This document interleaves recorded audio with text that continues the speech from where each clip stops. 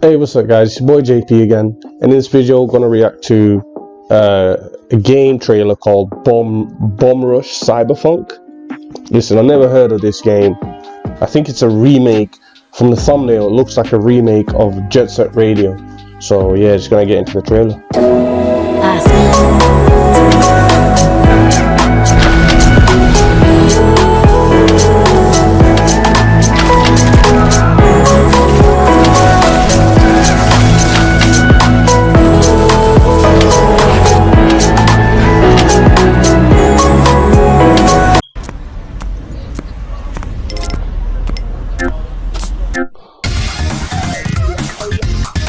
Yeah, it looks like Jet Set Radio.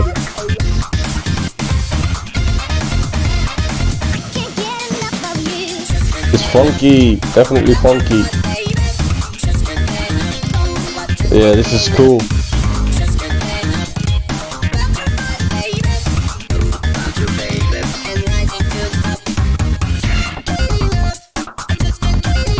Okay, this looks like a sequel of the Jet Set Radio franchise. I don't know why they changed the names. Maybe it's licensing, or maybe it's like, you know, being given to another studio and stuff like that. But I played Jet Set Radio on the Dreamcast console. Comment in the chat if you're old enough to remember what a Dreamcast was. And then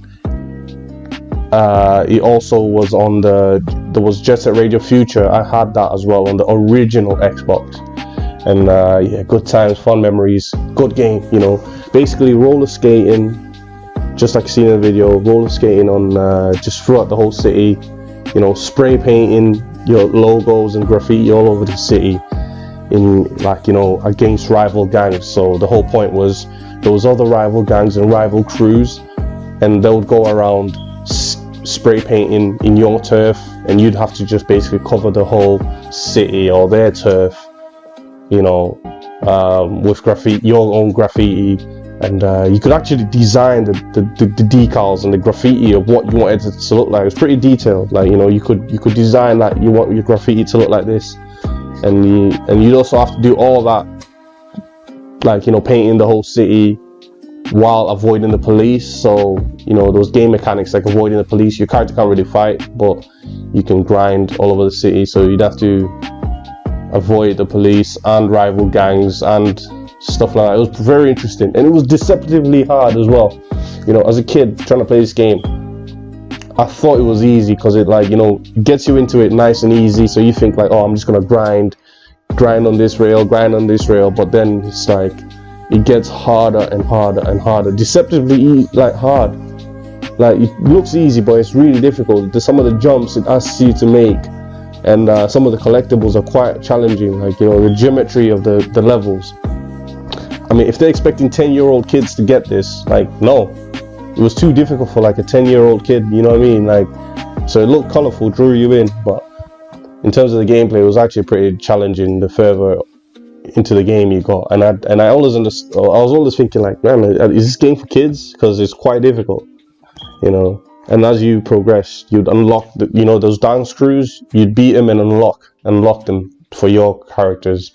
You know, they'll join your side, and you could use their basically their members, and they're all at different stats. Some characters were like more slower, but had different attributes. They were more tanky. Some characters were fast and could do higher jumps, stuff like that, you know.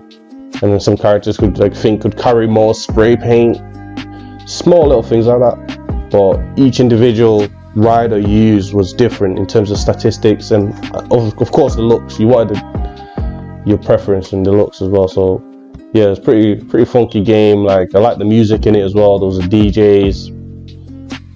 Yeah, I remember, it was crazy. Very artistic game, very colorful game. You know, brings back memories. But yeah, cool little game. I might get it just for old time's sake, kind of thing. You know, play it when I have a little bit of time for fun. But yeah, I'll see you guys in the next video. Let me know in the comments if you want me to react to anything else.